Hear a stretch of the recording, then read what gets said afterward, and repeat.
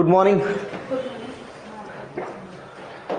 આજે 3 ટોપિક: પવન, વાયુ સમુચ્ચય અને વરસાદની મેન ઇમ્પોર્ટન્ટ ઇફેક્ટ અલ નીનો, લા નીના. ખબર પડી જશે આજે કાલ નીનો લા નીના છે શું. ચલો, પવન વાતાવરણનું દબાણ. મૂળ વસ્તુ કે ભાઈ એર ફ્લો થાય છે, ક્યારેક પવન ફૂંકાય છે, ક્યારેક ધીમી ગતિએ પવન આવે છે. ઉનાળાની રાત્રિઓ ઘણી વખત એવું થાય છે કે આ તો પવન જ નહીં આવતો. આ બધા જ અનુભવ આપણે કરી લીધેલા છે. તો આ બધી પાછળ ઇફેક્ટ પાછળ ક્યારેક વધારે પડતો પવન આવે છે, ક્યારેક ઓછો આવે છે, ક્યારેક આવતો નથી. આ બધી પાછળ શું ઘટના રચાય છે? તો એ છે વાતાવરણનું દબાણ. પ્રેશર ઇફેક્ટ કરે છે. પૃથ્વી સપાટીથી સેંકડો કિલોમીટર સુધીની ઊંચાઈએ વિસ્તરેલા વાયુઓના આવરણને વાતાવરણ કહે છે. આપણે જોઈ લીધેલું છે. આ ખાલી ફરી એક સામાન્ય ઇમ્પેક્ટ માટે મૂકી છે. વાતાવરણમાં રહેલી હવા એક ભૌતિક પદાર્થ છે, તેથી તેને પણ પોતાનું વજન છે. હવે એવું કોઈ કહેતા નહીં ખાવાનું વજન ના હોય, બરોબર? તમે પેલા પડીકા ખાધા જ હશે. વાતાવરણનો સ્તર તેના વજન પ્રમાણે પૃથ્વી સપાટી પર દબાણ કરે છે. હવે એના વજન હશે, બરોબર? આપણે નક્કી કર્યું કે હવામાં વજન છે. જો હવામાં વજન છે ને હવા છે, તો એનું વજન ક્યાંક તો નીચે પ્રેશર આપતો હશે ને. કોઈ પણ વસ્તુ ભલે ઓછા વજન વાળી પણ ક્યાંક બી મૂકો તો એની ઇમ્પ્રેશન તો રહે ને ત્યાં. એના ઉપર થોડું ઘણું કંઈક તો ઇમ્પેક્ટ પડે કે ના પડે? આ બેન્ચીસ ઉપર તમે બેસો છો તો કંઈક ઇમ્પેક્ટ આવતું હશે બેન્ચીસ ઉપર. તો દરેક વસ્તુ જે બી વજન છે એ પ્રમાણે ઇમ્પેક્ટ અલગ અલગ રહેશે, પણ ઇમ્પેક્ટ તો આવશે જ. આપણે કીધું કે હવાનું વજન છે, સામાન્ય લઈએ તો ના હોય, પણ તમે લાર્જ સ્કેલ પર વિચારો, આખા ભારત ઉપર હવા છે, તો ઇમ્પેક્ટ પડશે કે નહીં પડે? તો આ એની વાત કરી રહ્યા છે કે એની વાતાવરણનો સ્તર તેના વજન પ્રમાણે પૃથ્વી સપાટી પર દબાણ કરે છે. નીચે પ્રેશર કરશે, જેને વાતાવરણનું કહેવાનું દબાણ કહે છે. આ જ આખો જે ભાગ છે એ જે નીચે પૃથ્વી ઉપર પ્રેશર આપે છે એને જ આપણે દબાણ કહીએ છીએ. સમુદ્ર સપાટી પર વાતાવરણનું દબાણ સૌથી વધારે હોય છે. જે દબાણ છે એ સૌથી વધુ ક્યાં હોય? સમુદ્રની સપાટી પર. સમુદ્ર સપાટી ઉપર સૌથી વધારે દબાણ આપણને જોવા મળે. પૃથ્વી સપાટીથી ઊંચાઈ તરફ જતા વાતાવરણમાં દબાણ ઘટે છે. કેમ? કેમ કે વજન ઘટતું જશે ને. તો વિચારો, જમીનની સપાટી જુઓ અને ઉપર વાતાવરણ જુઓ. તો જમીનની સપાટીથી માનો 200 મીટર સુધી વાતાવરણમાં હવા આવેલી છે, તે 200 મીટરનો વજન સીધો પૃથ્વી સપાટી પર આવવાનું. માનો 10 મીટર ઉપર ચડી ગયા તો હવે 190 જ આવવાનું. તો જેમ જેમ ઉપર જશો એમ એમ ઘટતું જશે. ડન છે? જેમ જેમ ઉપર ચડશો એમ એમ પ્રેશર ઘટશે. વધારે તાપમાનવાળા પ્રદેશમાં વાયુ ગરમ થઈને ઉપર તરફ ગતિ કરે છે. આપણે સમજી ગયા. ગરમ હવા હશે ક્યાં જશે? ઉપર. ઠંડી હવા નીચે આવશે અને હલકું દબાણ રચાય છે. વધારે તાપમાનવાળા પ્રદેશમાં વાયુ ગરમ થઈને ઉપર તરફ ગતિ કરે છે અને હલકું દબાણ રચાય છે. ગરમ હવા ઉપર જતી રહેશે તો પ્રેશર કેવું થઈ જશે? લો.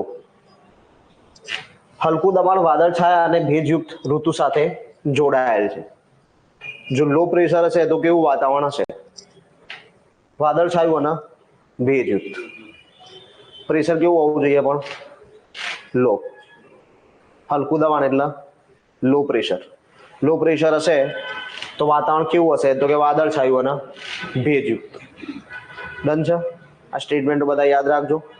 આપણા જે પોઈન્ટ પૂરા થશે ને એના પછી એક એક્ઝામ રાખશું. એની અંદર આવા બધા સ્ટેટમેન્ટ વાઇઝ જે ક્વેશ્ચન પૂછાઈ ગયા છે ને એ જ રાખશું. આપણે પીવાયક્યુ જ રાખશું. જે પૂછાયેલા છે એ જ ક્વેશ્ચન આપશું. ઓછા તાપમાનવાળા પ્રદેશોમાં વાતાવરણ ઠંડુ હોય છે, માટે ત્યાં ભારે દબાણ હોય છે. બે વસ્તુ ખબર પડી. બે લાઈન હતી જો, આગળવાળી આ લાઈન. વધારે તાપમાનવાળો પ્રદેશ તો પ્રેશર કેવું છે? લો. ઓછું તાપમાન, પ્રેશર કેવું છે? હાઈ. એટલે બે વસ્તુ સમજાય હવે? કે ઠંડી હોય તો પ્રેશર કેવું હોય? આપણે અત્યારની વાત કરીએ, અત્યારે શિયાળો ચાલે છે, ઠંડીની એટમોસ્ફિયર છે, તો આપણી અત્યારે હાલની ઋતુમાં પ્રેશર કેવું હશે? હાઈ. ઉનાળામાં પ્રેશર કેવું થઈ જશે? લો. આપણે જોઈએ છે શિયાળાની અંદર વધારે હાર્ટ એટેક આવે છે. શિયાળાની અંદર બધાને શ્વાસ લેવામાં તકલીફ પડે છે. જે ઉંમરલાયક વ્યક્તિ હોય એ લોકોને ખાસ જોવા મળતું હોય આ બધું. તો આ બધું કેમ થાય? પ્રેશર હાઈ છે, કે જે આપણી બોડી ઉપર પણ ઇમ્પેક્ટ આપે છે. વાતાવરણના દબાણ પાછળ પૃથ્વીનું ગુરુત્વાકર્ષણ બળ જવાબદાર છે. આ પ્રેશર માટે જવાબદાર શું છે? ગુરુત્વાકર્ષણ બળ. કેમ? કેમ કે ભાઈ નીચે જ વજન કેમ લાગે છે? ગુરુત્વાકર્ષણ બળ છે એટલે. ગુરુત્વાકર્ષણ બળ ના હોય તો નીચે વજન લાગવાનું. તો એના માટે ખાસ ઇમ્પોર્ટન્ટ વસ્તુ શું થઈ ગઈ? ગુરુત્વાકર્ષણ બળ. વિષુવવૃત્ત કરતા ધ્રુવો પર ગુરુત્વાકર્ષણ બળ વધુ હોવાથી ધ્રુવ પર વસ્તુનું વજન પ્રમાણમાં વધી જાય છે. હવે પૃથ્વીની વાત કરીએ, સૌથી વધુ ગુરુત્વાકર્ષણ બળ ક્યાં જોવા મળે? તો ધ્રુવ પર. અને સૌથી ઓછું ક્યાં જોવા મળે? વિષુવવૃત્ત ઉપર. તમે જો જેટલા બી આપણે સેટેલાઇટ લોન્ચ કરવાના હોય છે, બધા સેટેલાઇટ મોટા ભાગે નિયરેસ્ટ ટુ વિષુવવૃત્તથી લોન્ચ થાય. આપણે જોઈએ કે જે લોકો ઉપર વિષુવવૃત્તની દૂરના દેશો છે, એ લોકો બીજા દેશની અંદર પોતાના સ્ટેશનો નાખે છે લોન્ચિંગ પેડ. કેમ? કેમ કે વિષુવવૃત્તથી નજીક હશે, ગુરુત્વાકર્ષણ બળ ઓછું હશે તો ઓછા ફોર્સ સાથે નીકળવું પડશે. જ્યારે ધ્રુવ પ્રદેશ ઉપર વધારે પ્રેશર છે તો ધ્રુવ પ્રદેશની નજીકમાંથી લોન્ચ કરશે તો વધારે ફોર્સ સાથે છૂટવું પડશે, તો એ ગુરુત્વાકર્ષણમાંથી છૂટીને બહાર જઈ શકશે. તો વિષુવવૃત્ત પર ઓછું ગુરુત્વાકર્ષણ બળ છે, રોકેટ છોડવું છે, વિષુવવૃત્ત પરથી છોડીશું તો ગુરુત્વાકર્ષણ બળ ઓછું લાગશે, તો વાતાવરણમાંથી બહાર નીકળવા જે ફોર્સ લગાવવો પડે છે એ બી ઓછો લગાવવો પડશે. તો એ બેનિફિટ રહેશે, એટલે વિષુવવૃત્ત પરથી છોડવામાં આવે છે. આ કોન્સેપ્ટ એટલે કહી દીધો કે તમને માઇન્ડમાં છપાઈ જાય. ગુરુત્વાકર્ષણ બળ ઓછું ક્યાં હોય? વિષુવવૃત્ત પર હોય. આ એક એક્ઝામ્પલ બી તમને આપી દીધું. કેમ ઓછું યાદ કઈ રીતે રાખી શકાય? તો કે આપણે બધા જે બી અવકાશયાનો છોડીએ છીએ, ક્યાંથી છોડીએ છીએ? વિષુવવૃત્તની નજીકમાંથી. કેમ? કેમ કે ગુરુત્વાકર્ષણ બળ ઓછું છે તો જલ્દી ઓછા ફોર્સે બહાર નીકળી જશે. ડન. વાતાવરણના દબાણમાં થોડું પરિવર્તન પણ પવનની ગતિ અને દિશા પર પ્રભાવ પાડે છે. દબાણમાં સામાન્ય ફેરફાર થશે તો આપણે હમણાં આગળ વાત કરીએ પ્રમાણે પવનની અલગ અલગ સિચ્યુએશન જોવા મળશે. ક્યારેક વધારે પવન ફૂંકાશે, ક્યારેક પવન આવશે જ નહીં, ક્યારેક પવન સ્થિર થઈ જશે. આવી બધી સિચ્યુએશન જોવા મળશે, જે પ્રત્યક્ષ રીતે તાપમાન અને ભેજના વિતરણ પર અસર કરે છે. તો આપણે જોયું હતું પવનની ઇમ્પેક્ટ. પવન વધારે ઝડપથી ફૂંકાતો હશે તો નીચેની ગરમ હવાને જલ્દી ઉપર લઈ જશે.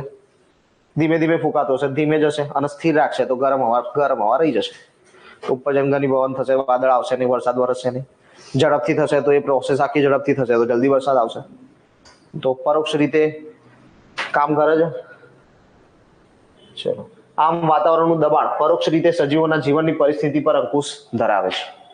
મતલબ શું થાય? પ્રેશર જો ના હોય, વાતાવરણનું જે પ્રેશર છે આપણને ના મળે, તો આપણી જે સાયકલ આપણે જોઈ હતી લાસ્ટ ટાઈમ કે ભાઈ પાણીનું બાષ્પીભવન થાય છે, વાદળા બંધાય છે ઘનીભવનથી વાદળા બંધાઈને ધીમે ધીમે વરસાદ આપે છે, પાછું પાણી આવી જાય છે. આખી એક સર્ક્યુલર મોશન જે આપણે જોઈ હતી એ આના ઉપર ડિપેન્ડન્ટ છે. કેમ કે પ્રેશર નહીં હોય તો સર્ક્યુલર મોશન થવાની નથી. દબાણનું માપન હવે નક્કી કેવી રીતે થાય? કેટલું પ્રેશર છે? આપણે એટલું તો જોઈ લીધું કે ભાઈ ધ્રુવ પ્રદેશ ઉપર કેવું પ્રેશર હોય? ધ્રુવ પ્રદેશ ઉપર કેવું પ્રેશર હોય? આપણે વાત કરીએ ને, ઠંડી હોય તો હાઈ પ્રેશર, ગરમી હોય તો લો પ્રેશર. તો ધ્રુવ પ્રદેશ પર શું હોય? ઠંડી હોય તો પ્રેશર કેવું રહેવાનું? હાઈ. વિષુવવૃત્ત ઉપર ગરમી હોય, પ્રેશર કેવું રહેવાનું? લો. તો એ માપીશું કેવી રીતે? ખબર કેવી રીતે પડે કે હાઈ પ્રેશર છે, લો પ્રેશર છે, કેટલું પ્રેશર છે? વાતાવરણનું દબાણ સેન્ટીમીટર, ઇંચ કે મિલીબાર એકમમાં મપાય છે.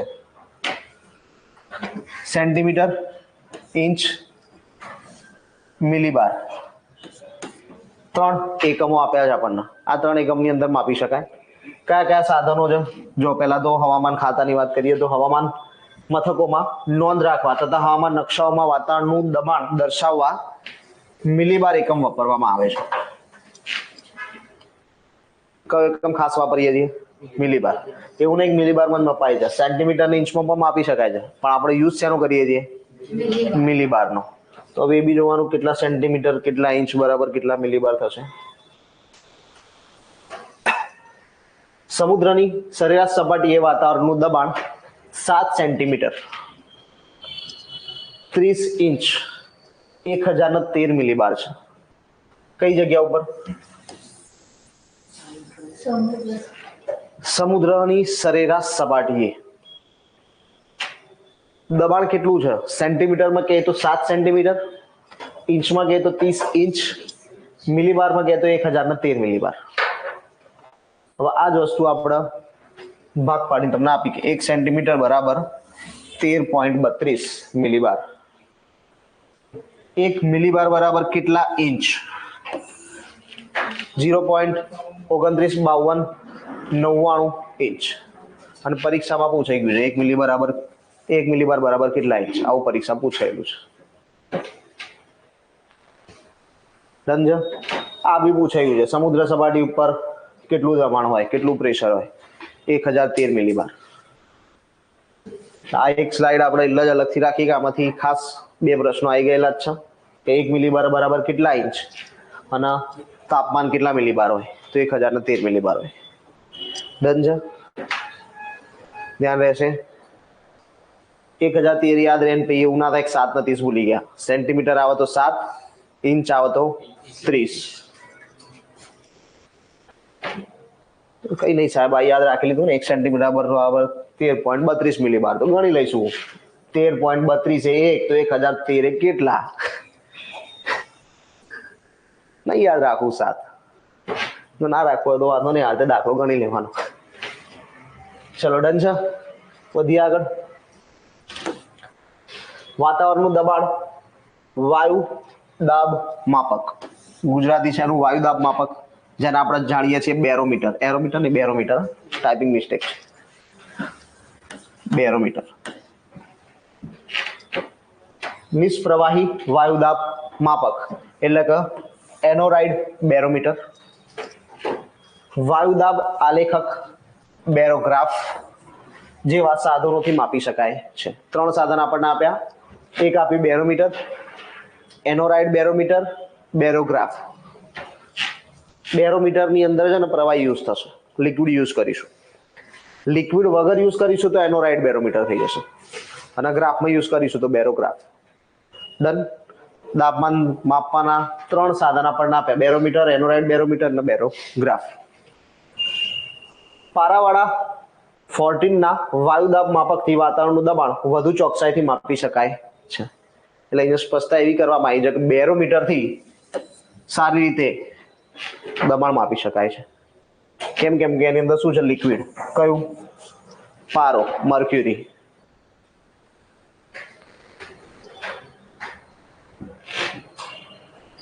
વાતાવરણના દબાણ પર અસર કરતા પરિબળો. કઈ કઈ વસ્તુથી ઇફેક્ટ થશે? પૃથ્વી સપાટીના વિવિધ ભાગ પર વાતાવરણનું દબાણ જુદું જુદું જોવા મળે છે. સિમ્પલ છે, આપણે જોયું તો ધ્રુવ પ્રદેશ પર હાઈ પ્રેશર, વિષુવવૃત્ત પર લો પ્રેશર, જુદું જુદું જ છે. વાતાવરણના દબાણના અસમાન વિતરણ માટે ઊંચાઈ, તાપમાન, બાષ્પ વગેરે પરિબળ જવાબદાર છે. હવે સેમ વસ્તુ આ થશે. આપણે અહીંયા આજે કાશ્મીરની વાત કરીએ. કાશ્મીરમાં તમે જમીન ઉપર ઉભા છો, પ્રેશર અલગ હશે. ઠંડી તો છે જ, એટલે પ્રેશર હાઈ છે. પણ તમે હિમાલય પર ચડ્યા તો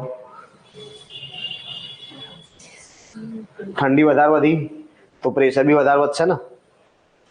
જગ્યા એક જ છે, જગ્યામાં ખાસ ફરક આવ્યો. કાશ્મીરમાં જ છીએ આપણે. એવું કર્યું કે ભાઈ કેરળમાં અને કાશ્મીરમાં તો અલગ દેખાય. હવે કાશ્મીરમાં જમીન ઉપર હતા ત્યારે પ્રેશર હતું, હાઈ પ્રેશર જ હતું.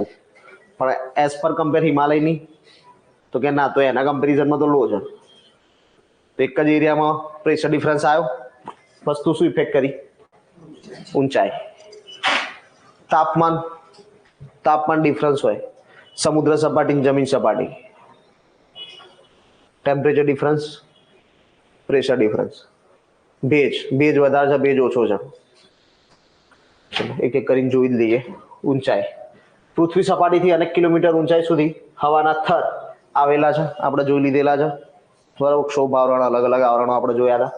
પૃથ્વીના ગુરુત્વાકર્ષણ બળને લીધે હવાનો દરેક થર તેની નીચેના થર પર દબાણ કરે છે. હવે એક લેયર છે, લેયર બાય લેયર હોય, બરોબર. તો આ લેયર જે ઉપરનું હશે એ નીચે ઉપર જ પ્રેશર આપશે.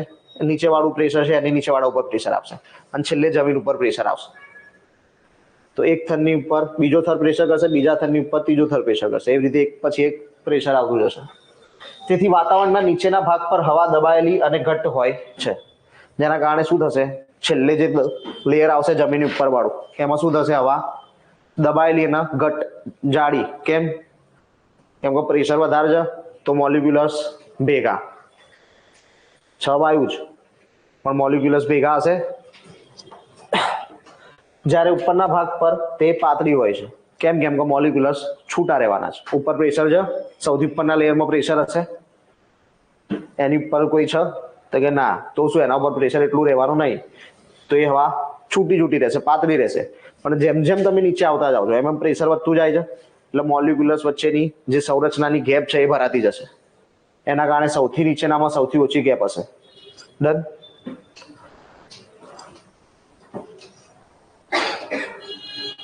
કોઈ પણ સ્થળની ઊંચાઈ જેમ વધારે તેમ સ્થળની હવા વધુ પાતળી. જેટલા ઉપર જાઓ એટલી જ હવા પાતળી થતી જાય. હાલ જ જોયું આપણે, સૌથી ઉપરનો થર હોય તો પ્રેશર ઓછું તેના મોલિક્યુલસ વચ્ચે જગ્યા વધારે. ફોર એક્ઝામ્પલ કે આપણા હવાના મોલિક્યુલસ છે, બરોબર, તો અલગ અલગ આપણે વાત કરીએ સૌથી ઊંચાઈની. સૌથી ઊંચાઈ પર છે તો આ દૂર છે એકબીજાથી આટલા બધા.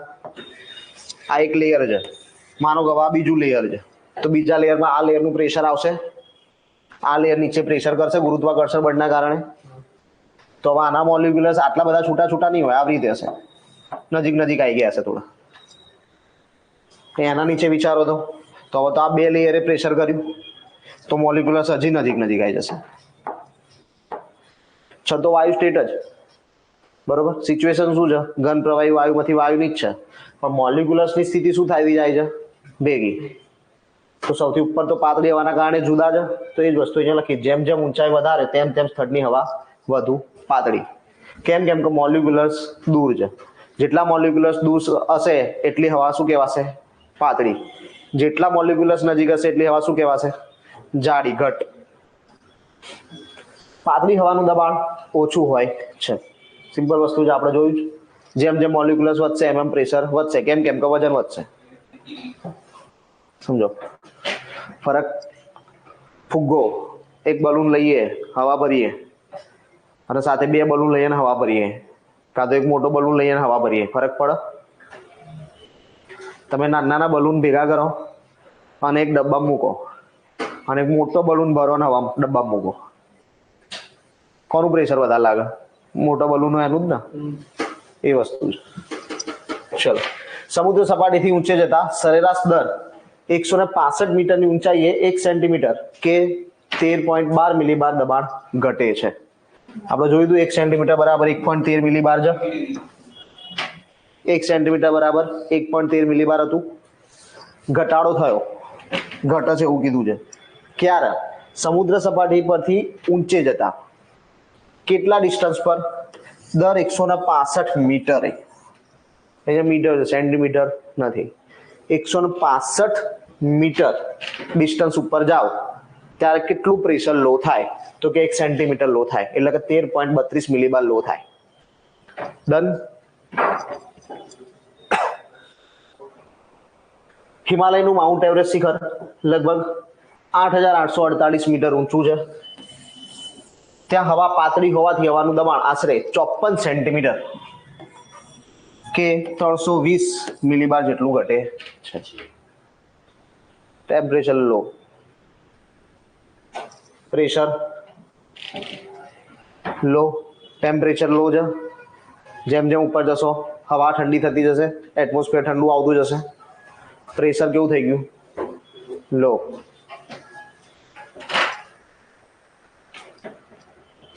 જો હવા પાતળી હોવાથી હવાનું દબાણ 54 મિલીબાર જેટલું ઘટી ગયું. ઊંચાઈ પ્રમાણે દબાણ કેવી રીતે ઘટે છે? એક કોષ્ટક છે આપણી જોડે, જીસીઆરટી ની અંદર આપેલું છે. સમુદ્ર સપાટી પર કેટલું પ્રેશર હોય? તો 1013 આપણે જોઈ લીધું. હવે જેમ જેમ ઉપર જઈશું એમ પ્રેશર ઘટશે, એ આપણે નક્કી કરેલું છે. જેમ ઉપર જઈશું એમ પ્રેશર ઘટવાનું છે. કેટલી ઊંચાઈ? તો કે હવે 1000 મીટર ઉપર ગયા. જો મીટરમાં આપેલું છે, બરોબર. 1000 મીટર ઊંચાઈ પર જઈએ તો પ્રેશર કેટલું થઈ જશે? 899 મિલીબાર. 3000 જેટલા ઉપર જઈએ 701. 5000 મીટર જેટલા ઊંચા જઈએ 540 મિલીબાર. 10,000 મીટર જેટલા ઊંચા જઈએ 265 મિલીબાર. ડન. 1000 મીટર એટલે 1 કિલોમીટર. 1000 મીટર બરાબર 1 કિલોમીટર કે 10 કિલોમીટર? તો 1 કિલોમીટરે કેટલું પ્રેશર કહેવાય? તો એવું ના થાય પરીક્ષામાં કે સાહેબ 1 કિલોમીટર તો સમજાયું જ નતું, મીટરમાં જ સાહેબ તો સમજાયું હતું, કિલોમીટર તો સમજાયા નતા. બરોબર. તો 1000, 3000, 5000 ને 10000, 1 કિલોમીટર, 3 કિલોમીટર, 5 કિલોમીટર ને 10 કિલોમીટર આટલી રેન્જ આપેલી છે સમુદ્ર સપાટીના અનુસંધાને. નેક્સ્ટ પોઈન્ટ, ઊંચાઈ ખબર પડી ગઈ. ઊંચાઈ પ્રમાણે શું થશે શું નહીં થાય. હવા, તાપમાન. ગરમીને કારણે હવા પ્રસરે છે એટલે શું થાય છે? ગરમી હોય તો શું થાય? આપણે જોયું હતું ગરમીનું પ્રેશર કેવું હોય? ગરમી હોય તો પ્રેશર કેવું? હાઈ કે લો? Low pressure. લો પ્રેશરમાં આપણે શું જોયું? મોલિક્યુલસની કેવી રીતે હોય? મોલિક્યુલસ છૂટા છૂટા. તો આ ગરમીની અવસ્થા થઈ ગઈ કે ભાઈ મોલિક્યુલસ દૂર છે. મોલિક્યુલસ દૂર છે તો પછી શું થશે? હવાનું દબાણ લો, પ્રેશર લો રહેશે, હવાનું દબાણ ઓછું રહેશે. આ જ મોલિક્યુલસ ભેગા થઈ જશે તો પ્રેશર વધી જશે એટલે હાઈ થઈ જશે. ચલો, આવી હવા ભારે બને છે, પરિણામે હવાનું દબાણ વધે છે. ઓકે. તાપમાનના તફાવતને કારણે દિવસે હવાનું દબાણ ઓછું હોય છે. કેમ? કેમ કે દિવસે સૂર્યપ્રકાશ મળી રહે, ગરમી મળી રહે, તો દિવસે પ્રેશર કેવું રહેવાનું? લો. જ્યારે રાત્રિના સમયે વધુ હોય છે. શિયાળામાં બી આપણે જોઈએ ઘણા બધા એવા પ્રસંગો આપણે સાંભળ્યા હશે, જાણ્યા હશે તો ભાઈ રાત્રે સૂઈ ગયા, સવારે ઉઠ્યા જ નહીં. બરોબર, એ કશું હતું નહીં, રાત્રે સૂઈ ગયા, સવારે ઉઠ્યા નહીં.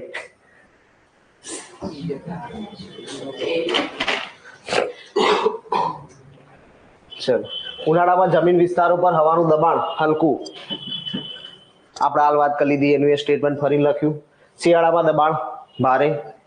એવી જ રીતે વિષુવવૃત્તના પ્રદેશ પર તાપમાન ઊંચું હોવાથી હવાનું દબાણ હલકું, ધ્રુવ પર ઘણું નીચું. આ બધું આપણે વાત કરી લીધી. આગળ બધું જ જોઈ લીધું ને, આ વસ્તુ ચર્ચા કરી લીધી છે. હવે ભેજ. ભેજ કેવી રીતે ઇમ્પેક્ટ કરે છે? હવા કરતા ભેજ વજનમાં કેવો હોય? હલકો. આ સ્ટેટમેન્ટ બેઠું આવેલું છે. હવા કરતા ભેજ કેવો હોય? હલકો હોય, ભારે ના લગતા. બરોબર. હા, એટલે આપણે અત્યાર સુધી જે સમજ્યા એના આધારે વિચારો કે હવા એટલે એરના મોલિક્યુલર્સ અને ભેજ એટલે તો કે એ બી વરાળ જ છે પણ શેની છે? પાણીની છે. તો પાણીનું વજન તો વધારે હોય ને હવા કરતા, એટલે બધા કે ભેજ વધારે વજનદાર હોય. પણ સામે જુઓ કે ભેજ છે શું? વરાળ સ્વરૂપ છે. વરાળ સ્વરૂપ છે તો સૌથી વધારે ગરમ હશે. ગરમ હશે તો મોલિક્યુલર્સ દૂર દૂર હશે, તો કેવું હોવું જોઈએ? હલકો. ક્લિયર? આ કોન્સેપ્ટથી સમજી લેશો તો ખબર પડી જશે કે કેમ આવું થાય. બાકી ભેજમાં ભેજ રચાયો કોના કારણે? પાણીના કારણે, પાણીના મોલિક્યુલર્સથી. આગળ જતા ફરી પાછો પાણીમાં રૂપાંતરિત થવાનો છે તો વજન એનું વધારે હોય. પણ ના, એનું વજન વધારે ના હોય. કેમ? કેમ કે ગરમી વધારે છે એનામાં ગરમી વધારે છે એટલે મોલિક્યુલર્સ દૂર દૂર છે તો પછી પ્રેશર ઓછું રહેવાનું છે તો વજન બી ઓછો રહેશે. તેથી જો હવામાં ભેજનું પ્રમાણ વધે, હવામાં ભેજનું પ્રમાણ વધી ગયું તો હવાનું દબાણ ઘટે છે. કેમ? કેમ કે હવે એરના મોલિક્યુલર શું થતા જશે? દૂર. જ્યારે હવામાં ભેજનું પ્રમાણ ઘટે તો હવા ભારે બને છે અને દબાણનું પ્રમાણ વધે છે. જો ભેજ વધારે તો પ્રેશર ઓછું. ભેજનું પ્રમાણ વધારે હશે તો પ્રેશર ઓછું હશે. ભેજનું પ્રમાણ ઓછું હશે તો પ્રેશર વધારે હશે. ડન? તાપમાનમાં બી સેમ વસ્તુ જોઈ હતી. તાપમાન વધારે હોય તો પ્રેશર ઓછું, તાપમાન ઓછું હોય તો પ્રેશર વધારે. સેમ વસ્તુ ભેજમાં થઈ. ભેજ વધારે હોય તો પ્રેશર ઓછું અને ભેજ ઓછો હોય તો પ્રેશર વધારે. ચોમાસાની હવામાં ભેજ વધુ હોય છે તેથી હવાનું દબાણ ઘટે છે. ચોમાસામાં દબાણ કેવું હોય? ઓછું. શિયાળામાં કેવું હોય? વધારે. મહાસાગરો પરની હવામાં ભેજ વધુ હોય છે. રહેવાનું જ છે ને ભેજ વધારે, તો ત્યાં પ્રેશર કેવું રહેશે? લો. આપણે આગળ વાત કરી લીધી છે કે ભેજ સૌથી વધારે ક્યાં જાય? પાણીથી બને. પાણી ક્યાં હોય? મહાસાગરો. તો ભેજ સૌથી વધારે ક્યાં જોવા મળે? મહાસાગરો ઉપર. હવે આપણે કીધું કે ભેજ વધારે હશે તો પ્રેશર કેવું રહેશે? લો. તો સમુદ્ર ઉપર પ્રેશર કેવું હોય? લો. ભેજ વધારે છે તો પછી જમીન ઉપર કેવું થઈ જશે? હાઈ. પ્રેશર ડિફરન્સ જમીન અને સમુદ્રનો ખબર પડી ગઈ. સમુદ્ર ઉપર પ્રેશર કેવું રહે? લો. જમીન ઉપર કેવું રહે? હાઈ. પરિણામે જમીન પ્રદેશો કરતા અહીં હવાનું દબાણ હલકું રહે છે. વિષુવવૃત્તના વિસ્તારો પર હવા ખૂબ જ ભેજવાળી હોવાથી અહીં હવાનું હલકું દબાણ રચાય છે. ક્લિયર? કેમ? વિષુવવૃત્ત પર લો પ્રેશર રહે છે. બે કોન્ટેક્સ આવ્યા, ભેજ બી આવ્યો અને તાપમાન પણ આવ્યું. તાપમાન વધારો તો બાષ્પીભવન વધારે થશે, બાષ્પીભવન વધારે થશે, ભેજ વધારે આવશે. બે કોન્ટેક્સ થી કામ કરશે. ચલો, દબાણના પટ્ટા આપણે જોઈ લીધું. પ્રેશર તો છે, હવાનું દબાણ તો છે, પણ કઈ જગ્યાએ કેવા પ્રકારનું દબાણ જોવા મળે છે? કઈ જગ્યાએ હાઈ પ્રેશર, કઈ જગ્યાએ લો પ્રેશર? બે જગ્યા જોઈને આપણે હાલ તો ખાલી વિષુવવૃત્ત જોયું, ધ્રુવ પ્રદેશ જોયું, પણ આખી પૃથ્વીની વાત કરીએ તો એ હવે આપણે જોઈએ અલગ અલગ. હવાના દબાણમાં ફેરફાર લાવનારા પરિબળોની અસરને લીધે પૃથ્વી સપાટી પરના જુદા જુદા પ્રદેશ પર હલકું એટલે કે લઘુ અથવા તો ભારે એટલે કે ગુરુ દબાણ ઉદ્ભવે છે. બે છે, કાં તો હલકું દબાણ કાં તો ભારે દબાણ. હવાના આવા દબાણો પૃથ્વી સપાટીના જો કોઈ ચોક્કસ પ્રદેશ કે વિસ્તાર પૂરતા જ મર્યાદિત હોય તો તે દબાણ કેન્દ્રો એટલે કે પ્રેશર સેલ્સ તરીકે ઓળખાય છે. એક ફિક્સ જગ્યામાં રોકાયેલા રહે, જેમ કે વિષુવવૃત્ત, ધ્રુવ પ્રદેશ. આપણે કીધું વિષુવવૃત્ત ઉપર તો વિષુવવૃત્ત પર ફિક્સ રહેવાનું છે, ધ્રુવ પ્રદેશ તો ધ્રુવ પ્રદેશ ઉપર ફિક્સ રહેવાનું છે. તો એક આખું લેયર બની ગયું વિષુવવૃત્તનું, આખું લેયર બની ગયું ધ્રુવનું. તો એવા કેન્દ્રો જે કહેવાય એને શું કહેવાય? દબાણ કેન્દ્રો અથવા તો પ્રેશર સેલ્સ. પૃથ્વી સપાટી પર નિર્માણ થતા હવાના હલકા અને ભારે દબાણ તેની શરૂઆતના તબક્કામાં દબાણ કેન્દ્રો રૂપે હોય છે. ઝાંખો પટ્ટો ઉભો થાય છે એની માટે પહેલા શું હોવું જોઈએ? કેન્દ્ર હોવું જોઈએ. કેન્દ્રથી રચાઈને દૂર જશે. પછી અનુકૂળ પરિસ્થિતિ મળતા તેઓ પૂર્વ પશ્ચિમ વિસ્તરે છે. અહીંયા કેવા શું માંગે છે કે પહેલા જે તે સમય અહીંયા એક પોઈન્ટ હતો, ત્યાં જ પ્રેશર કેન્દ્ર બન્યું, બરોબર? પ્રેશર સેલ્સ, દબાણ કેન્દ્ર ઉદ્ભવ્યું. પછી એના તાપમાન, ભેજ, ઊંચાઈ આ બધા પરિબળોએ અસર કરી અને લાભ આપ્યો. એટલે શું થશે? પૂર્વથી પશ્ચિમ વિસ્તરશે.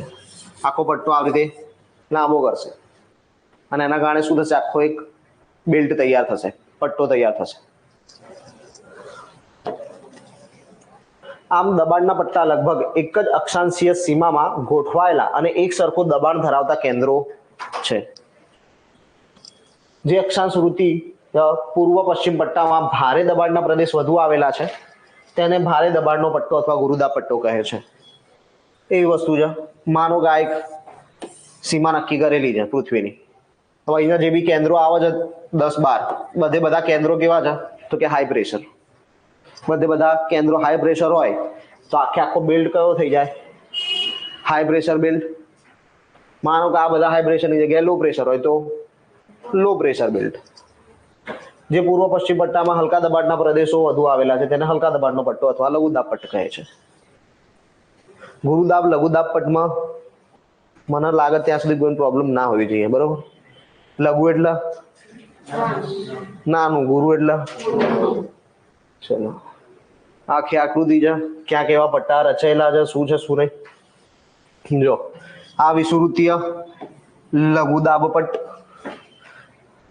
લો પ્રેશર વાત થઈ હતી વિષુવવૃત્ત ઉપર. ધ્રુવ પ્રદેશ ઉપર ઉત્તર ધ્રુવીય લઘુદાબ પટ્ટ, દક્ષિણ ધ્રુવીય લઘુદાબ પટ્ટ. તો કે પાછું લો પ્રેશર ક્યાંથી આવી ગયું? હાઈ પ્રેશરની વાત નથી થઈ. આપણે કેવા પ્રેશરની વાત થઈ હતી? ધ્રુવો પર કેવું પ્રેશર હોય? હાઈ હોય ને. અહીંયા કેવું લખ્યું છે? લઘુદાબ પટ્ટ. તો આપણે હોવું કેવું જોઈએ? ગુરુ. બરોબર. પછી અહીંયા અયન વૃત્તીય ગુરુદાબ પટ્ટ, અયન વૃત્તીય ગુરુદાબ પટ્ટ. ધન એ સિવાય આ છે પશ્ચિમિયા પવનો, વ્યાપારી પવનો, વ્યાપારી પવનો, પશ્ચિમિયા પવનો. આગળ જોઈશું જ આ બધું. પશ્ચિમી પવન કયા છે, વ્યાપારી પવન કયા છે, શું છે, એ બધું જ આગળ જોઈશું આપણે. પણ આ પેલા દબાણ પટ્ટા ખબર પડી ગઈ. મેજરલી 3 દબાણ પટ્ટા આપણને આપ્યા. એક વિષુવવૃત્તીય લઘુદાબ પટ્ટ, ઉત્તર દક્ષિણ ધ્રુવ અને અયનવૃત્ત. પૃથ્વી સપાટી પર દબાણના કુલ 7 પટ્ટા છે. ધ્રુવના 2, અયનવૃત્તના 2, એવી રીતે. ઉત્તર ધ્રુવીય ગુરુદાબ પટ્ટ આવ્યું. ગુરુદાબ, ઉત્તર ધ્રુવીય ગુરુદાબ પટ્ટ ક્યાંથી ક્યાં સુધી? જો અહીંયા લખ્યું છે દબાણ કેવું હોય? ભારે. કયા ગોળાર્ધમાં? ક્યાંથી ક્યાં સુધી? 80 થી 90. 90 ધ્રુવ આવી જાય, પૂરું થઈ જાય. 90 થી આગળ જવાતું નહીં, તો છેલ્લે છેક ઉપરથી નીચે 80 સુધી કેવું રહેશે? ગુરુ. પણ એની નીચે આવો તો પાછું લઘુ થઈ જશે, હલકું. કેમ? જો ફરી બાજુ એ છે, ઉત્તર ધ્રુવીય લઘુ દાબપટ્ટ. ક્યાંથી ક્યાં સુધી? આ ભાઈ એક 0 વધી ગયો છે, 60 થી 70. ક્લિયર? એક્ઝેક્ટ ધ્રુવ પ્રદેશ પર જતા રહેશો તો વધારે, પણ એનાથી નીચે આવશો તો ઓછું. પછી પાછું વધશે, પછી પાછું ઘટશે. આ સિક્વન્સ ચાલુ રહેશે. પછી હવે વૃત્ત ગુરુ દાબપટ્ટ. જો ગુરુ આવ્યું, લઘુ આવ્યું, હવે પાછું ગુરુ આવ્યું. ભારે દબાણ 20 થી 30. આ બધા કયા ગોળાર્ધમાં છે? ઉત્તર ગોળાર્ધમાં છે. ઉત્તર ગોળાર્ધના 3 પટ્ટા થયા. સેમ 3 પટ્ટા આવે દક્ષિણ ગોળાર્ધમાં. આજ 3 પટ્ટા શેમાં આવશે? દક્ષિણ ગોળાર્ધમાં. 3 ને 3 6 પટ્ટા થઈ ગયા. 7મો બચ્યો એ વિષુવવૃત્ત. બરોબર. વિષુવવૃત્તીય દક્ષિણાયન વૃત્ત, દક્ષિણ ધ્રુવ વૃત્ત, દક્ષિણ ધ્રુવીય ગુરુદાબ. થઈ ગયું આખે આખું. જો પેલું 80 થી 90 હતું, આવી ગયું 80 થી 90. 60 થી 70 હતું, 60 થી 70. 20 થી 30 હતું, 20 થી 30. બચ્યું તું કયું? વિષુવવૃત્ત 5 થી 5. ડન? ક્લિયર છે? પ્રેશર ડિફરન્સ સેટ કરતું જ જવાનું કે ભાઈ અહીંયાથી ચાલુ કરો, ભારે હલકું, ભારે હલકું, ભારે હલકું, ભારે. એક પછી એક લેતા જવાનું. ગોળાર્ધ કે તો ઉત્તર ઉત્તર ઉત્તર. વિષુવવૃત્ત પર ગોળાર્ધ આવે નહીં. દક્ષિણ દક્ષિણ દક્ષિણ. 3 ઉત્તરના 3 દક્ષિણના. Same to same. 80 થી 90 જાવ તો ગુરુ, 60 થી 70 આવો તો લઘુ, 20 થી 30 જાવ તો ગુરુ અને વિષુવવૃત્ત લઘુ રહેશે. યાદ? આ આકૃતિ ખાસ ધ્યાનમાં રાખવાની. આ આકૃતિ બહુ ઇમ્પોર્ટન્ટ આકૃતિ છે. આ એક જ આકૃતિ એવી છે કે જેમાં અઢળક વસ્તુઓ તમને સમજાઈ જાય છે. જેમ કે આમાં જો વ્યાપારી પવનોની દિશા આપેલી છે, પશ્ચિમા પવનોની દિશા આપેલી છે. વૃદ્ધ મહિનો જો આ લખેલા છે, દક્ષિણાયન વૃત્ત 20 30. લઘુ દાબપટ્ટ લખેલો છે 60 70. અહીંયા 90 ડિગ્રી 80 થી 90 વાળો જે પટ્ટો છે એમાં લખ્યું નહીં, ધ્રુવીય પવનો લખ્યું છે ખાલી. એટલે ગુરુ દાબપટ્ટ. સેમ વસ્તુ ઉપર એવું કર્યું છે. ડન? જો ડિગ્રી લખેલી જ છે બધી, 5 5 લખેલી છે. જે આપી છે કોષ્ટકમાં એ બધું અહીંયા લખેલું જ છે. તો આ આકૃતિ બહુ ઇમ્પોર્ટન્ટ આકૃતિ છે, સમજવામાં સરળતા રહેશે. કોષ્ટક વાંચશો જલ્દી યાદ નહીં રહે, એના કરતાં આકૃતિ યાદ રાખી લેવાની, તો કોઈ પણ પ્રશ્ન જવાબ આવડી જશે. વિષુવવૃત્તીય લઘુ દાબપટ્ટ. વિષુવવૃત્તની વાત કરીએ હવે એક પટ્ટાની પહેલા. 5 ડિગ્રી થી 5 ડિગ્રી. તેથી ત્યાં સૂર્યઘાત 12 માસ વધુ પ્રમાણમાં મળે, પરિણામે હવા એક ધારી ગરમ રહે. આપણને ખબર જ છે આ પોઈન્ટ શું છે. ગરમ હવા વિસ્તૃત થઈ હલકી બને છે. આપણે જોઈ લીધું, ગરમ હવા હશે તો વિસ્તૃતીકરણ થવાનું જ છે. ઊંચે ચડે ગરમ હવા ઉપર જવાની. પ્રેશર કેવું રહેવાનું? લો. હવા અતિશય ભેજવાળી હોવાથી પણ દબાણ ઘટે છે. ભેજ વધારે, પરિણામે વિષુવવૃત્તની આસપાસના ગરમ અને ભેજવાળી આબોહવાવાળા પૂર્વ પશ્ચિમ પટ્ટામાં હવાનું હલકું દબાણ ઉત્પન્ન થાય છે. ઉપરના બધા કોન્સેપ્ટ જે આગળ આપણે ભણી ગયા હતા એના એ જ આયા છે. ખાલી એક નવું એડ થયું આમાં, પ્રેશર કેવું રહેશે? લો. કેમ રહેશે? તો આગળ જે બધું ભણી ગયા હતા ને એનું એ જ છે. આ પટ્ટાને વિષુવવૃત્તીય લઘુ દાબપટ્ટ કહે. આ પટ્ટો ઋતુના ફેરફાર પ્રમાણે જે તે ગોળાર્ધમાં 10 ડિગ્રી અક્ષાંશ વૃત્ત સુધી વિસ્તરેલો જોવા મળે છે. હવે આપણે જોયું 5 થી 5 કીધું હતું. આપણને 5 થી 5 કીધું હતું ને. પટ્ટો ક્યાંથી ક્યાં સુધી છે? 5 થી 5. એ સ્ટેટમેન્ટ શું આપ્યું છે? ઋતુના ફેરફાર પ્રમાણે 5 થી 5 ની જગ્યાએ 10 સુધી ફેલાઈ શકે છે. એટલે તમે જોયું 10 ડિગ્રી ક્યાં આવ્યું હતું બીજા કોઈ પટ્ટામાં? એટલા માટે નહોતું આવ્યું. આ પટ્ટામાં પવન લગભગ અનુભવાતો નથી. પવન અનુભવાતો નહીં. તેથી તેને નિર્વાત વાયુ પ્રદેશ કહે છે. કયો પ્રદેશ કહેવાય? કોને કહેવાય? કયા પ્રદેશનો નિર્વાત વાયુ પ્રદેશ કહેવાય? વિષુવવૃત્ત. 5 ડિગ્રી થી 5 ડિગ્રી, 5 ડિગ્રી ઉત્તર અક્ષાંશ થી 5 ડિગ્રી દક્ષિણ અક્ષાંશ. અયનવૃત્તીય ગુરુદાબપટ્ટ. પૃથ્વીના બંને ગોળાર્ધમાં લગભગ 20 થી 30 ડિગ્રી અક્ષાંશ વૃત્તો વચ્ચેના પ્રદેશમાં અનવૃત્તીય ગુરુદાબ જોવા મળે છે. જોયું તો આપણે ઉપર નીચે બે બાજુ હતું, ઉત્તર દક્ષિણ ગોળાર્ધ બંનેમાં. વિષુવવૃત્તીય લઘુદાબ પાતળી અને હલકી હવા ઊંચે ચડે છે. આશરે 3 થી 7 કિલોમીટરની ઊંચાઈએ પહોંચી પૃથ્વીની ધરીભ્રમણને કારણે બે ભાગમાં વહેંચાઈ જાય છે અને ઉત્તર ધ્રુવ અને દક્ષિણ ધ્રુવ તરફ ક્ષૈતિજ દિશામાં વહન કરે છે. આ સમજવાનું, અહીંથી આપણું પવન ચાલુ થશે. બરોબર. પવન આવ્યો ક્યાંથી? અત્યાર સુધી ક્યાંય પવન આવ્યો છે? કોઈ દિશા મળી પવનની? હવા મળે છે. શું કહે છે? જો પૃથ્વીના ધરીભ્રમણને કારણે તે બે ભાગમાં વહેંચાઈ જાય છે. શું બે ભાગમાં વહેંચાઈ ગયું? પાતળી હલકી હવા બે ભાગમાં વહેંચાઈ ગઈ. બે ભાગમાં વહેંચાઈને એને શું કર્યું? ઉત્તર ધ્રુવ અને દક્ષિણ ધ્રુવ તરફ ક્ષૈતિજ દિશામાં વહે છે. હવે એને ટ્રાન્સફોર્મેશન ચાલુ કર્યું, હવે વહન ચાલુ કર્યું. અત્યાર સુધી કેવી રીતે વહન કરતી હતી? ઉપરથી નીચે અપ ડાઉન મોશન ચાલતી હતી ખાલી, કે ભાઈ પાતળી હવા ઉપર ચડતી હતી, ઠંડી હવા નીચે આવતી હતી. આ વાતાવરણની અંદરની ઇમ્પેક્ટ જોવા મળતી હતી. પણ પૃથ્વીના અનુસંધાને જોઈ ક્યાંય? હવે પૃથ્વીના અનુસંધાને આવી કે ભાઈ હવે એક ઉત્તર ધ્રુવ તરફ ગઈ ને એક દક્ષિણ ધ્રુવ તરફ ગઈ, એટલે હવા આમ ટ્રાન્સફર થઈ.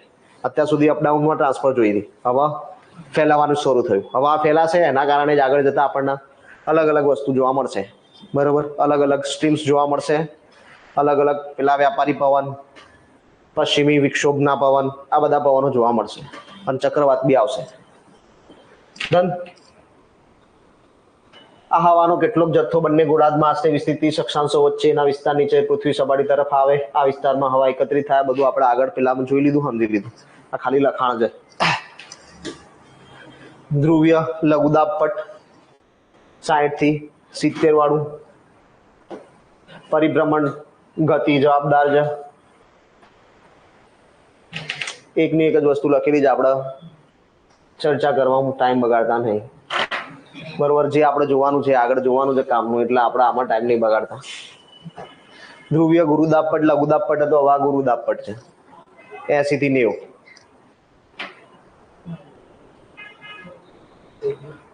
ચલો. ગુરુદાબ પટ પૂરા. હવે આમાં મહત્વની વસ્તુ, ભારત ઉત્તર પૂર્વી વેપારી પવનો વાળા ક્ષેત્રમાં સ્થિત છે. પેલા દામા પટ્ટા પૂરા થઈ ગયા. ભારતની સિચ્યુએશન શું? આ તો આપણે જે જોયું આખું વિશ્વ તો જોયું ને, આમાં ક્યાંય ભારત આવ્યું હતું અલગથી? આખા વિશ્વની વાત આપણે કરીએ, હવે ભારતની વાત કરીએ. કેમ કે આપણને પૂછાશે શું? ભારત ઉત્તર પૂર્વી વેપારી પવનો વાળા ક્ષેત્રમાં આવે છે. આ પવન ઉત્તરી ગોળાર્ધના ઉपोष्ण કટિબંધીય ઊંચા દબાણવાળા પટ્ટામાંથી ઉત્પન્ન થાય છે. કેવા દબાણમાંથી ઉત્પન્ન થાય છે? ઊંચા, હાઈ પ્રેશર. આનો પ્રવાહ દક્ષિણ તરફ હોય છે. પ્રવાહ કઈ તરફ વહે છે? દક્ષિણ તરફ વહે છે. ગોળાર્ધ કયું છે? ઉત્તર ગોળાર્ધમાંથી પવન ઉદ્ભવ્યો, વહે છે ક્યાં? દક્ષિણ બાજુ. એટલે ક્યાં આવે છે? ભારતમાં. કોરિયોલિસિસ બળના કારણે જમણી બાજુ વિક્ષેપિત થઈને વિષુવવૃત્તીય નીચા દબાણવાળા ક્ષેત્ર તરફ આગળ વધે છે. તો આપણે એ જ વાત થઈ. આ પૃથ્વી છે, આ વિષુવવૃત્તથી ભાગ પાડ્યા. ભારત અહીંયા ક્યાંક છે ઉપર. આપણે બે એવી જ વાત કરી કે ભાઈ પવનો અહીંયા ક્યાંક ઉદ્ભવ્યા છે, અહીંયા આવે છે એટલે દક્ષિણમાં ભારત ઉપર થઈને આવ્યા. નીચે કઈ બાજુ આવશે? વિષુવવૃત્ત ઉપર આવશે. વિષુવવૃત્તીય નીચા દબાણવાળા ક્ષેત્ર તરફ આગળ વધે છે. કારણ શું કીધું? કોરિયોલિસિસ બળ. સાહેબ જીઓગ્રાફી ભણાવો, સાયન્સ ભણાવો. બરોબર. કોરિયોલિસિસ બળ. ચલો કોરિયોલિસિસ બળ જોઈ લઈએ પહેલા.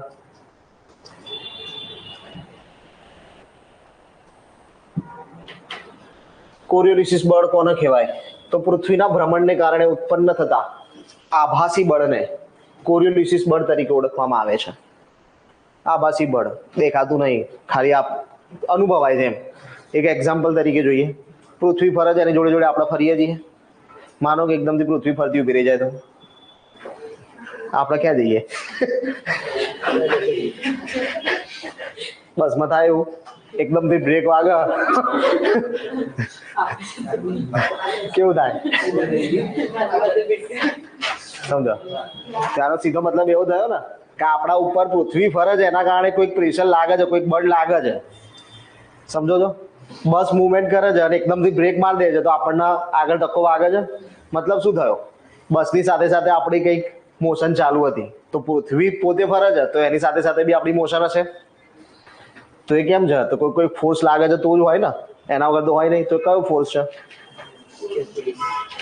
કીધું છે આભાસી બળ છે, દેખાતો નહીં, ખાલી માની લેવાનો છે. કેમ કેમ કે અનુભવાય. આ બળના કારણે પવન ઉત્તરી ગોળાર્ધમાં જમણી બાજુ તથા દક્ષિણ ગોળાર્ધમાં ડાબી બાજુ વિક્ષેપિત થાય છે. એટલે કે દિશા કઈ પસંદ કરે છે, કઈ બાજુ વળે છે, વળાંક કઈ બાજુ લેવાનું છે. તો ઉત્તર ગોળાર્ધમાં કઈ બાજુ? જમણી બાજુ. દક્ષિણ ગોળાર્ધમાં કઈ બાજુ? ડાબી બાજુ. તમારી ડાબી મારી ડાબી આવું ના પૂછવાનું હોય. ઉત્તર ગોળાર્ધ દક્ષિણ ગુજરાતની ડાબી બાજુ જોવાની, બરોબર. આને ફેરેલના નિયમ તરીકે પણ ઓળખવામાં આવે છે. બીજું નામ શું છે? ફેરેલ્સ લો, બરોબર. ફેરેલ્સ લો તરીકે, ફેરેલના નિયમ તરીકે આને ઓળખવામાં આવે છે. કોણ? કોરિયોલિસિસ બળ, કે જેના કારણે ભારતમાં પવનની અનુભૂતિ થાય છે.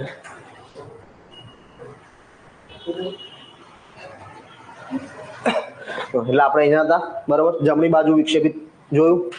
જમણી બાજુ કયા ગોળાર્ધમાં વિક્ષેપિત થતું હતું? દક્ષિણ ગોળાર્ધમાં ને? ઉત્તરમાં થતું હતું. તો આપણે ઉત્તર ગોળાર્ધમાં છીએ તો દક્ષિણ બાજુ વિક્ષેપિત થશે. આ પ્રકારના પવનોમાં ભેજનું પ્રમાણ ખૂબ જ ઓછું હોય છે, કારણ કે આ પવન સ્થળીય ભાગો પર ઉત્પન્ન થાય છે અને વહે છે. કેમ ભેજ ઓછો છે? કેમ કે જમીન પરથી ઉદ્ભવ્યા છે. સમુદ્રમાંથી ઉદ્ભવ્યા તો ભેજ વધારો, પણ જમીન પરથી ઉદ્ભવ્યા છે તો ભેજ ઓછો. શિયાળાની ઋતુમાં હિમાલયની ઉત્તરમાં ભારે દબાણ હોય છે. શિયાળાનું એટમોસ્ફિયર હિમાલયની ઉત્તર દિશા. આપણા કન્ડિશનમાં જોઈએ, ભારતના કન્ડિશનમાં, તો હિમાલય ક્યાં આવે છે? સૌથી ઉત્તરમાં. હિમાલય પછી ભારતમાં ક્યાં આવે? સૌથી ઉત્તરમાં હિમાલય છે. પણ અહીંયા વાત કોને કરે છે? હિમાલયની ઉત્તરની વાત કરે છે, એટલે કે ભારત પછીની વાત કરે છે. શિયાળાની ઋતુમાં હિમાલયની ઉત્તરમાં ભારે દબાણ હોય છે. આ પરિસ્થિતિમાં આ ક્ષેત્રની ઠંડી શુષ્ક હવા દક્ષિણમાં નીચા દબાણવાળા મહાસાગરીય ક્ષેત્ર તરફ વહે છે. ત્યાં જે હવા ઉત્પન્ન થશે એ ક્યાં આવશે? નીચે દક્ષિણમાં. એટલે આપણું હિમાલય આપણને ઠંડી હવાઓથી બચાવે છે. ઉનાળામાં આંતરિક એશિયા તેમજ ઉત્તર પૂર્વીય ભારત ઉપર હલકા દબાણનું ક્ષેત્ર ઉત્પન્ન થાય છે. કયા સમયમાં? ઉનાળામાં. જેના કારણે ઉનાળાના દિવસોમાં વાયુની દિશા સંપૂર્ણ રીતે બદલાઈ જાય છે. સિમ્પલ વસ્તુ છે. પહેલા જે તે સમયે પ્રેશર અલગ હતું તો દિશા દક્ષિણ બાજુ હતી. હવે પ્રેશર ચેન્જ થઈ ગયું તો દિશા ચેન્જ થઈ જશે, ઉત્તર તરફ થઈ જશે. એટલે એક સર્ક્યુલર મોશન આમાં બી જોવા મળ્યું ને. પહેલા નીચે આવી, હવે ઉપર ગઈ. શિયાળામાં નીચે તરફ પવન આવ્યા, ઉનાળામાં ઉપર તરફ ગયા. સમજાય છે? ચલો. આ પરિસ્થિતિમાં દક્ષિણમાં સ્થિત હિન્દ મહાસાગરના ભારે દબાણવાળા ક્ષેત્રથી, ભારે દબાણ કેમ કીધું? ભારે દબાણ કેમ કીધું? હમણાં આપણે જોયું હતું સમુદ્ર ઉપર તો કેવું દબાણ હોય. આ પરિસ્થિતિ કઈ પરિસ્થિતિ? આ પરિસ્થિતિ એટલે કઈ પરિસ્થિતિ? શિયાળાની પરિસ્થિતિ. શિયાળામાં શું થઈ જશે? ભેજનું પ્રમાણ ઘટી જશે. શિયાળામાં ભેજ ઘટી જશે. ભેજ ઘટી જશે શું થશે? દબાણ વધી જશે. એટલે દબાણ વધી ગયું છે. સિંધ હિન્દ મહાસાગર ભારે દબાણવાળા ક્ષેત્રથી દક્ષિણ પૂર્વીય દિશામાં વહીને વિષુવવૃત્તને પાર કરી પવનો જમણી બાજુ વળી ભારતીય ઉપમહાદ્વીપ પર સ્થિત હલકા દબાણ તરફ વહેવા લાગે છે. આખું શું કહેવા માંગે છે? આનો ફોટો ક્યાંય છે? આમાં જોઈએ, નહીં આપેલો. ચલો આપણે ડાયરેક્ટ આમાં સમજીએ. જો આ પૃથ્વી આપણે અહીંયા વિષુવવૃત્ત માનીએ છીએ. અહીંયા ભારત છે. ભાઈ ભારતનો આકાર આવો નહીં પણ માની લેવાનો છે, બરાબર. અહીંયા હિન્દ મહાસાગર છે. હવે અહીંયા શું કીધું છે? હિન્દ મહાસાગરના ભારે દબાણ ક્ષેત્ર તરફથી દક્ષિણ પૂર્વ. દક્ષિણ પૂર્વ કયું થશે? બોલો. દક્ષિણ પૂર્વ આમ થાય. દક્ષિણ પૂર્વ બોલો.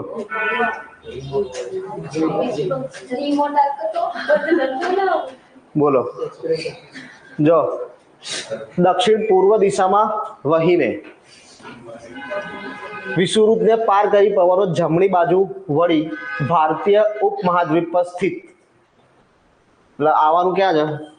ભારતમાં. ભારતીય ઉપમહાદ્વીપ પર સ્થિત હલકા દબાણ તરફ વહેવા લાગે છે. આપણે પેલામાં રિઝનિંગમાં જોતા હતા એમાં ઊંધું થતું હતું. આમાં હતા દક્ષિણ પૂર્વ, પણ હવે આ દિશામાં છે એટલે આના અહીંયાથી આમ મોકલવા છે તો આને શું કહેવાનું? ઉત્તર પૂર્વ. પણ અહીંયા દક્ષિણ પૂર્વ લખેલું છે. આને દક્ષિણ પશ્ચિમ મોસમી પવનો તરીકે પણ ઓળખવામાં આવે છે. જો હવે અહીંયા પશ્ચિમ થઈ ગયું, બરોબર. આમાં સામાન્ય રીતે ફરી આખું તમને સમજાવું કેવી રીતે હોય છે. આપણું મોન્સૂન કેવું છે એના આધારે તમને ખબર પડશે. નૈઋત્યના મોસમી પવનો આવે છે. આવી રીતે કંઈક નૈઋત્યના મોસમી પવનો વરસાદ લાવે ભારતમાં. કેવી રીતે? અહીંયા સીધું આવશે અને અહીંયા આ બાજુ હિમાલયના અથડાઈને પાછા વળશે બીજી બાજુથી, પૂર્વ બાજુ એ બાજુથી પાછા આવશે, પણ દિશા કઈ રહેશે? નૈઋત્ય. તો હવે આ કોન્ટેક્સથી વાત કરો અહીંયા હિન્દ મહાસાગરમાંથી ઉદ્ભવતા પવનોની, તો કઈ બાજુ જાય છે? ઉત્તર પૂર્વ. નૈઋત્ય કઈ બાજુ આવે? બોલો, દક્ષિણ પશ્ચિમમાં આવે ને. એટલે આમાં નક્કી શું થયું? ક્યાંથી આવ્યા ને એ નક્કી થયું, ક્યાં જાય છે ને એની વાત નહીં કરતા. એટલે તમને અહીંયા ભૂલ થાય છે, બરોબર. અહીંયા જે દિશા આપી છે શેની આપી છે? ક્યાંથી ઉદ્ભવ્યું છે એની આપી છે. તો આપણે હમણાં જોયું હતું કે દોરી જા ચાલો, આ હિન્દ મહાસાગર હતો. આપણે વાત શું કરી હતી? પવનો બે દિશા પોસિબલ છે. અહીંયા શું લખી હતી? દક્ષિણ પશ્ચિમ. તો દક્ષિણ પશ્ચિમ દિશા એટલે આ દિશા થાય. અરે સોરી, દક્ષિણ પૂર્વ લખ્યું. દક્ષિણ પૂર્વ, દક્ષિણ પૂર્વ આ થશે એટલે અહીંથી આયા. અને પછી શું લખ્યું? દક્ષિણ પશ્ચિમ મોસમી પવનો તરીકે પણ ઓળખવામાં આવે છે. તો દક્ષિણ પશ્ચિમના મોસમી પવનો તરીકે પણ ઓળખવામાં આવે છે. બે બાજુ હવા વાશે. નૈઋત્યના મોસમી પવન તરીકે પણ ઓળખાશે. મહાસાગરો પરથી વહેતા હોવાને કારણે આ પવનો ભેજ ગ્રહણ કરે છે. ભારતની ભૂમિ પર વર્ષા આપે છે. આવી ગયું નૈઋત્યના મોસમી પવન, વરસાદ આવી ગયો. આ પ્રવાહનું મુખ્ય ઘટક જેટ સ્ટ્રીમ છે. મુખ્ય ઘટક શું છે? Jet stream. જેટ ધારાઓ લગભગ 27 ડિગ્રીથી 30 ડિગ્રી ઉત્તર અક્ષાંશ ની વચ્ચે સ્થિત હોય છે. 27 ડિગ્રીથી 30 ડિગ્રીની વચ્ચે સ્થિત હોય, તેથી તેને ઉપોષ્ણ કટિબંધીય પશ્ચિમી જેટ ધારાઓ પણ કહે છે. કેવી? ઉપોષ્ણ કટિબંધીય પશ્ચિમી જેટ ધારાઓ. ઓકે, જેટ સ્ટ્રીમ શું છે? 27 ડિગ્રી 30 ડિગ્રી તો બરોબર છે. જેટ સ્ટ્રીમ એટલે શું? જેટ સ્ટ્રીમ શું છે? તો કે એક સાંકડી પટ્ટીમાં સ્થિત, સાંકડી પટ્ટી 27 ડિગ્રીથી 30 ડિગ્રી 3 ડિગ્રીની પટ્ટી હતી. ક્ષોભ આવરણમાં અત્યાધિક ઊંચાઈ એટલે કે 1200 મીટરથી વધારે ઉપર પશ્ચિમી હવાઓ હોય છે. આની ગતિ ઉનાળામાં 110 કિલોમીટર પ્રતિ કલાક અને શિયાળામાં પાવર વધારે ક્યારે ભાઈ? શિયાળામાં હોય ને. અત્યારે હાલ તમે જુઓ ડન છે. તો આ જેટ સ્ટ્રીમ છે. ક્યાં? સાંકડી પટ્ટી છે ક્ષોભાવરણમાં કે જેની અંદર પવનો વાય છે. પવનોની સ્પીડ 110 184. ઉનાળો હોય તો 110, શિયાળો હોય તો 184. ક્ષોભાવરણમાં બે જઈએ તો 184 કિલોમીટર કલાકમાં પૂરું થઈ જાય.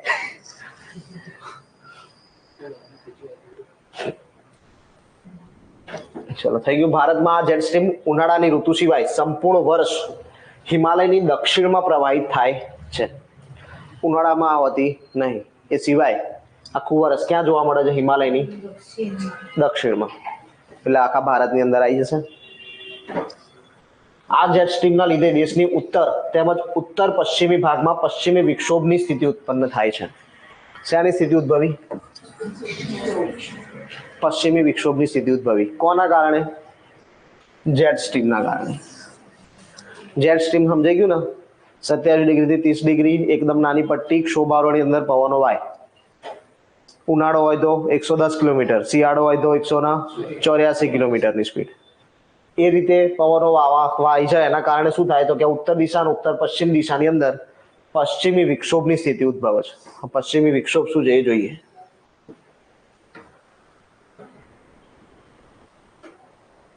પશ્ચિમી ચક્રવાતીય વિક્ષોભ. શિયાળાની ઋતુમાં ભૂમધ્ય સાગર. ભૂમધ્ય સાગર ક્યાં આવ્યો? તે સાહેબ એ જ અમને નહીં ખબર. વિષુવવૃત્ત અહીંયા ક્યાંક ભારત છે, અહીંયા ભૂમધ્ય સાગર છે. બરોબર? સામાન્ય લોકેશન ખબર પડી ગઈ ને? બાકી તો વર્લ્ડ મેપ જોવો પડશે, પરફેક્ટ જોવા. મને અહીંયા દોરતા નહીં આવડે વર્લ્ડ મેપ. ચલો, શિયાળાની ઋતુમાં ભૂમધ્ય સાગર વિસ્તાર પર ઉત્પન્ન થનાર પશ્ચિમી ચક્રવાતી વિક્ષોભ પશ્ચિમી પ્રવાહના કારણે થાય છે. આનાથી ભારતના ઉત્તર તેમજ ઉત્તર પશ્ચિમી ક્ષેત્રો પ્રભાવિત થાય છે. જોઈ લીધું? ઉદ્ભવ છે કેના કારણે? જેટ સ્ટ્રીમના કારણે. અહીંયા લખ્યું છે પશ્ચિમી પ્રવાહના કારણે થાય છે. તો પશ્ચિમ દિશા આવી, જેટ સ્ટ્રીમ ભારતમાં હતું. આપણે હમણાં મેપમાં જોયું બાજુ ભૂમધ્ય સાગર કઈ બાજુ છે? ભારત અહીંયા છે, ભૂમધ્ય સાગર અહીંયા છે. તો ભારતની પશ્ચિમમાં છે, એટલા માટે અહીંયા લખ્યું છે પશ્ચિમી પ્રવાહ. આ વસ્તુમાં પવનમાં આપણે શું કરવાનું? ઉભા રહેવાનું. ક્યાંથી આવે છે? જે જગ્યાએ પહોંચતું હોય ને ત્યાં જતું રહેવાનું અને પછી જોવાનું ક્યાંથી આવ્યું. પશ્ચિમમાંથી આવ્યું, પશ્ચિમમાંથી. નૈઋત્યમથી આવ્યું, નૈઋત્યમથી. ક્લિયર? આનાથી ભારતના ઉત્તર તેમજ ઉત્તર પશ્ચિમી ક્ષેત્રો પ્રભાવિત થશે. ઉષ્ણકટિબંધીય ચક્રવાત ચોમાસાના મહિનાઓની સાથે સાથે ઓક્ટોબર નવેમ્બર મહિનાઓમાં પણ આવે છે. ઓક્ટોબર નવેમ્બરમાં પણ જોવા મળે. આ પૂર્વી પ્રવાહનો એક ભાગ હોય છે તેમજ દેશ અને તટીય ક્ષેત્રોને અસર કરે છે. પૂર્વી પ્રવાહનો એક ભાગ છે, આવું યાદ રાખવાનું. પશ્ચિમી વિક્ષોભ આવે અને તમને સ્ટેટમેન્ટ લખ્યું હોય પાછું આવું કે પશ્ચિમી વિક્ષોભ પૂર્વી પ્રવાહનો એક ભાગ છે. કે પશ્ચિમી વિક્ષોભ નામ જ પશ્ચિમ છે, પૂર્વ ક્યાંથી આવે? તો ના આવશે. બરોબર. પછી દક્ષિણ પશ્ચિમી પવનો આકૃતિમાં જોયા હતા. આકૃતિમાં જોવા મળ્યા હતા બે પવનો. કયા કયા હતા? પેલી આકૃતિ બતાવી હતી ને, એમાં બે પવન બતાવ્યા હતા. કયા કયા હતા? પશ્ચિમી પવનો અને વ્યાપારી પવનો બે જોયા હતા. દક્ષિણ પશ્ચિમી પવનો, આ પવનો બે શાખાઓમાં વહેંચાયેલા છે. અરબી સમુદ્રની શાખા અને બંગાળની ખાડીની શાખા. બંગાળની ખાડીની શાખા ગંગાના મેદાનો તરફ પશ્ચિમ દિશામાં આગળ વધી સમગ્ર ઉત્તર ભારતને આવરી લે છે. કઈ શાખા? બંગાળાની શાખા.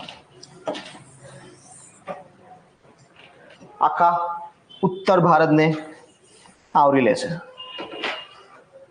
અરબી સમુદ્ર શાખા સૌરાષ્ટ્રના દ્વીપકલ્પ અને કચ્છને અથડાય છે અને સમગ્ર ગુજરાતમાં વરસાદ આપે છે. વરસાદ માટે બે વસ્તુ, એક તો આ દક્ષિણ પશ્ચિમી પવન જ છે, પણ એની બે શાખા છે. કઈ કઈ? અરબી અને બંગાળ. બંગાળી શાખાના લીધે વરસાદ ક્યાં આવશે? ઉત્તર ભારતમાં. અને અરબી શાખાના લીધે વરસાદ ક્યાં આવશે? ગુજરાત, મહારાષ્ટ્ર, રાજસ્થાન. પશ્ચિમિયા પવનો તે બંને ગોળાર્ધમાં 35 ડિગ્રીથી 65 ડિગ્રી અક્ષાંશો વચ્ચે વાતા પવનો છે.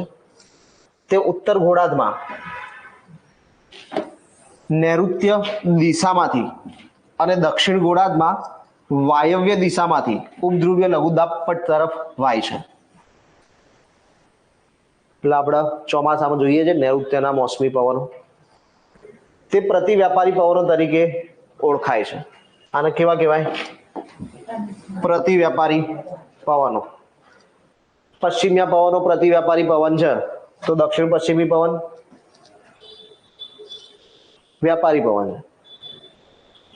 દક્ષિણ પશ્ચિમી પવન એટલે વ્યાપારી પવનો. વ્યાપારી પવનો કેમ? વ્યાપાર માટે જે લોકો નીકળે છે એ લોકોનો લાભ થાય છે એ પવનથી. એટલા માટે આ પ્રતિ વ્યાપારી એટલે વ્યાપારનો જે રૂટ છે દરિયાઈ માર્ગની અંદર એમાં હેલ્પફુલ નથી, એનો વિરોધ છે. પવનને ઓળંગીને જવું પડશે. પેલામાં શું થશે? પવનની દિશામાં જવાનું થશે. તો વેપારી પવનો લાભ આપે વેપારને. આના વેપારના અવરોધક. કેમ? કેમ કે વેપાર કરવા જવું છે તો પવનને અવરોધીને જવું પડશે. અહીંયા આપણું પવન પૂરું. હવે આપણું નેક્સ્ટ ટોપિક વાયુ સમુચ્ચય. જો પવનમાં મેન બે વસ્તુ હતી, એક જેટ સ્ટ્રીમ, એક પશ્ચિમી વિક્ષોભ. એના પછી મહત્વના આપણે જોયા વેપારી પવનો અને પ્રતિ વેપારી પવનો, એટલે દક્ષિણ પશ્ચિમી પવન અને પશ્ચિમી પવન. આટલું ભારતના કોન્ટેક્સમાં કામનું હતું એ આપણે જોયું. એ સિવાય જે ભારતના કોન્ટેક્સનું હતું પરીક્ષામાં પૂછાય છે આપણે આગળ જોઈ લીધું કે દબાણના પટ્ટા કયા છે, દબાણ શું છે, એ બધી વસ્તુ આપણે આગળ જોઈ લીધી. ક્યાં વધારે દબાણ, ક્યાં ઓછું દબાણ, ટેમ્પરેચર હોય તો શું ફરક, હાઇટ હોય તો શું ફરક, આ બધું આપણે જોઈ લીધું. હવે આપણે ચાલુ કરીએ આપણું વાયુ સમુચ્ચય.